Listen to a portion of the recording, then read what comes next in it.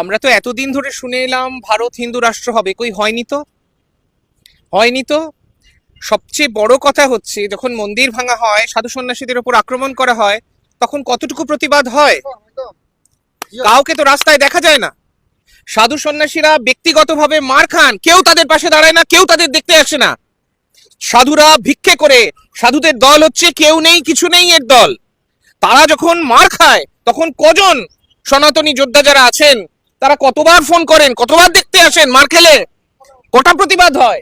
আর এ তো হবে হবে সেই অনেকদিন ধরে শুনছি, কই হচ্ছে তো না, আগে হোক, করে দেখান, তারপরে কথা বলবেন। আজকে সনাতন ধর্মকে যদি সত্যি সত্যি, আমরা কি সনাতনের বাইরে? আমরা কি হিন্দু নই? আমরা হিন্দুর বাইরে? এটাই কি আমাদের গায়ে দাগিয়ে দেওয়া হচ্ছে?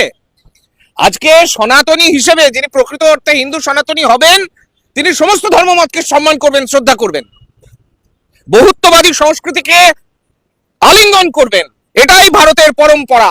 দিবে আর নিবে, মেলাবে মিলিবে, যাবে না ফিরে, এই ভারতের মহামানবের সাগর তীরে।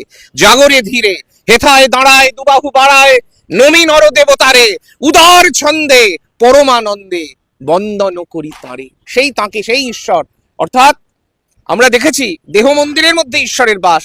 মানুষকে যদি আমি ধর্মের ভিত্তিতে ভাগ করে দিই, পোশাক, ভাষা, সংস্কৃতি শুধু বিভাজন হয়ে যায়, তাহলে সনাতনী বলে তাকে সে পরিচয় দিতে পারে তার নিজের?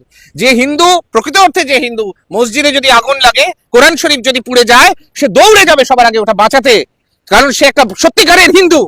সে সনাতন ধর্মকে যেমন বাঁচাবে, সে সমস্ত ধর্মকে সম্মান করবে, সমস্ত মানুষকে সম্মান করবে। শ্রীরামকৃষ্ণ পরমহংসদেবের মাটি এটা, শ্রী চৈতন্য মহাপ্রভুর মাটি এটা। শ্রী চৈতন্য মহাপ্রভু কি শিখিয়েছিলেন?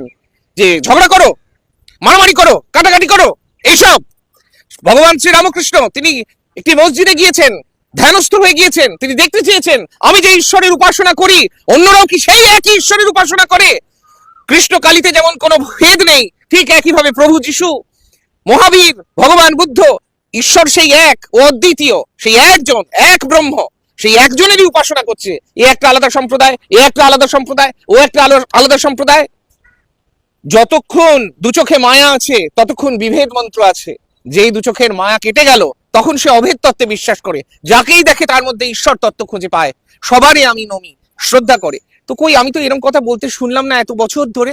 আমি তো বহু বছর ধরে রাস্তায় পথে নেমে লড়াই করেছি, বিভিন্ন ঘটনা ঘটেছে, মন্দির ভেঙে দেওয়া হয়েছে।